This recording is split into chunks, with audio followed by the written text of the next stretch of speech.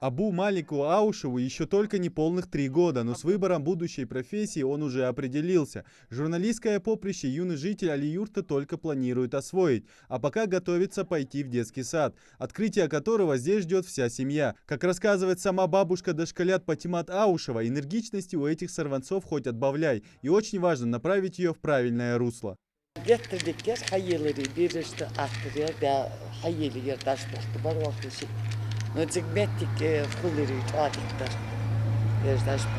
Здесь, в Али-Юрте, уже издалека можно заметить то самое долгожданное для этих мест дошкольное учреждение. Оформленный в разнообразной цветовой гамме, детский сад на 220 мест уже совсем скоро откроет свои двери. Почти все наружные работы выполнены, что очевидно, специалисты заняты облагораживанием территории, учитывая даже самые маленькие детали во избежание каких-либо неудобств для детей.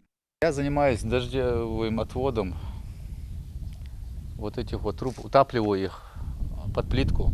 Вначале хотели сделать лотки, но я сказал, что это неудобно будет коляскам ездить здесь, потому что будут все время и дети спотыкаться. И вот мы решили вот так вот отвести под землю. Немного времени заняло это.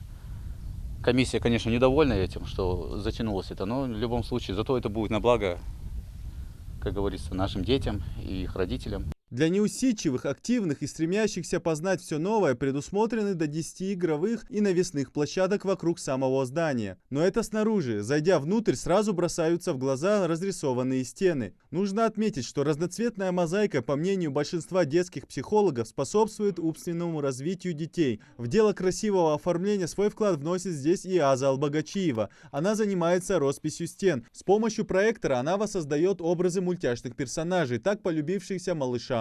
Ну, вообще мультяшные персонажи, это сложность отличается в том, в каких местах нужно теневые переходы делать.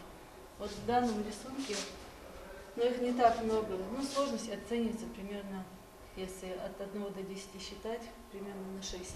Актовый зал, комнаты для тихого часа и игровых занятий, пищеблок и уборные полностью оборудованы всеми коммуникациями. Осталось установить пожарную сигнализацию и камеры видеонаблюдения. Сюда уже поэтапно привозится мебель, кстати, изготовленная местными производителями. По словам Адама Пугоева, объект планируется сдать в конце текущего месяца. 98% работ уже проделано.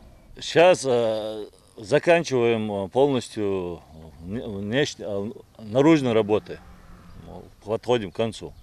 Внутренние уже, можно сказать, 100% работ завершены.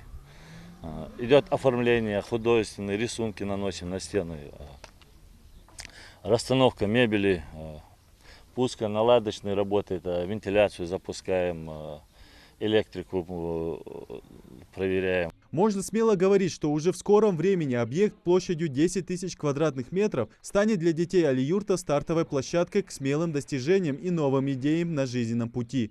Идрис Ижиев, Адам Мережков, Магомед Белакиев, Новости 24.